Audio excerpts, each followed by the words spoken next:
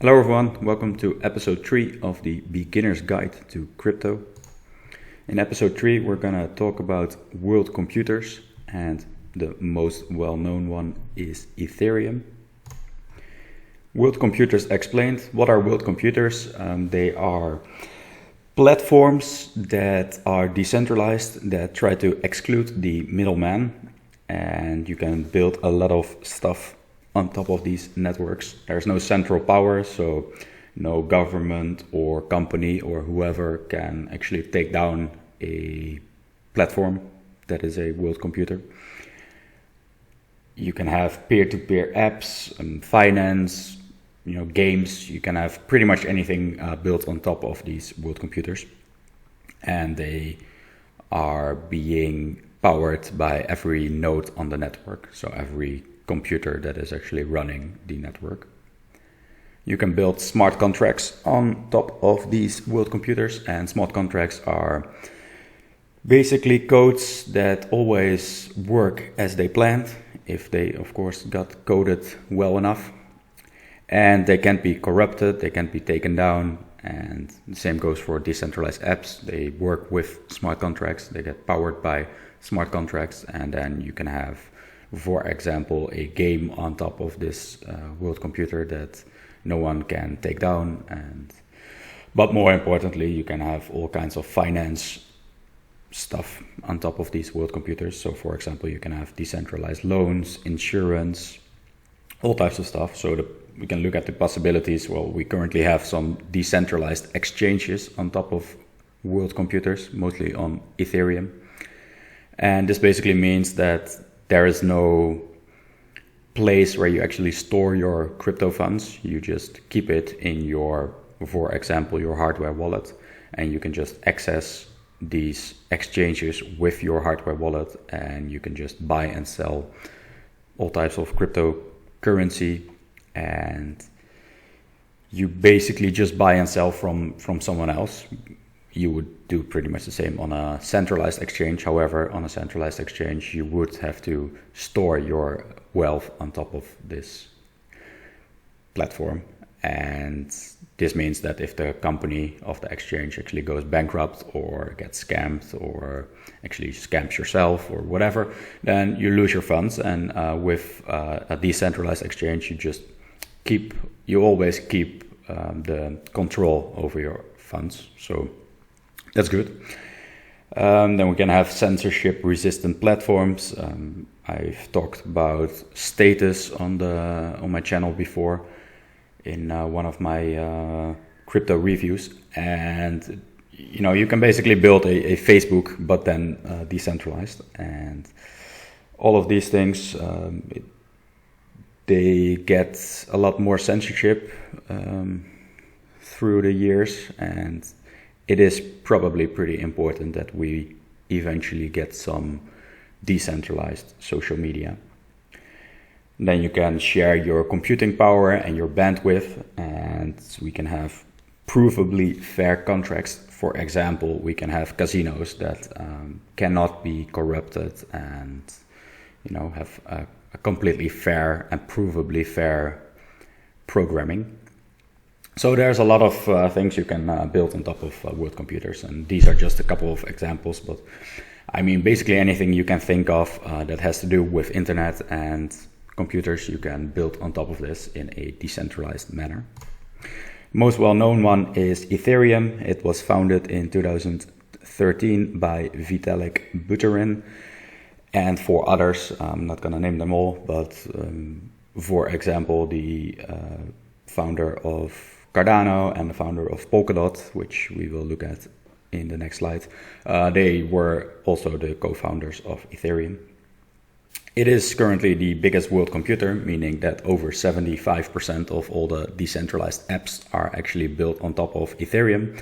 And for example, most of the decentralized exchanges are built on top of Ethereum. They very much have a first mover advantage. With anything in technology, the person or the company moving the first into a certain space is gonna have a lot of advantage. the first adoption and stuff like that. However, it's questionable how big of an advantage this is going to be in the long term.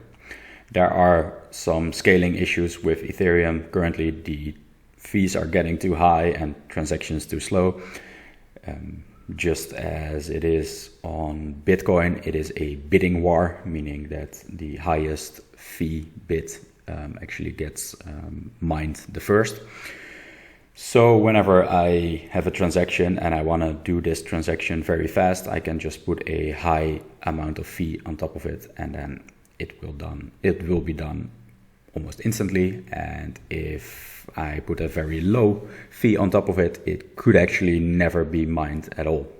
So that's definitely a problem, because the more traffic Ethereum gets, the higher the fees become. And especially for something like a decentralized exchange, currently the fees are getting over $100, especially because these decentralized exchanges use smart contracts, and a smart contract is a lot more advanced than a normal transfer. So this actually takes up a lot more space on the network and therefore costs more fee as well. So this means that if I was gonna buy for, let's say, $500 worth of some crypto that is on a decentralized exchange, I would actually have to pay like 100 or 200 more as a fee, and this becomes too much eventually. I mean, yeah, if you invest like 10,000 in this coin, then it doesn't matter too much to pay like 100 or 200, but if you invest some smaller amounts, it's almost not doable. So this really makes that Ethereum right now is not really working as it should. However, there are some solutions coming with Ethereum 2.0, and we will have to wait and see how this is gonna be. I mean, we're gonna have to see if this is gonna work well enough.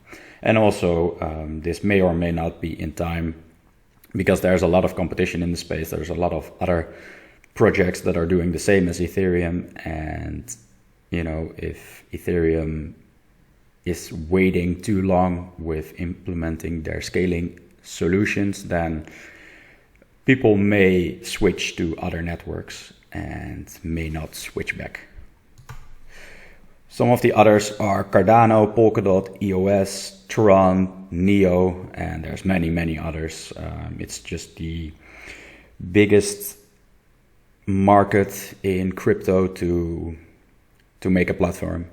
It's definitely not easy. You're going to need your own blockchain or other solutions, and it takes a lot of time to build something like this, but if you can do it, then you really have a protocol for a lot of other projects to actually use. So you become the layer one solution for a lot of issues, and this is something that a lot of companies are trying. How they differ? Well, they all try to do their own fixes to the scaling issues that Ethereum has, and it's really hard to compare all of them in this video. We're not going to do that. You're going to have to look at, I guess, everyone separately. I personally hold Cardano and Polkadot and Ethereum as well.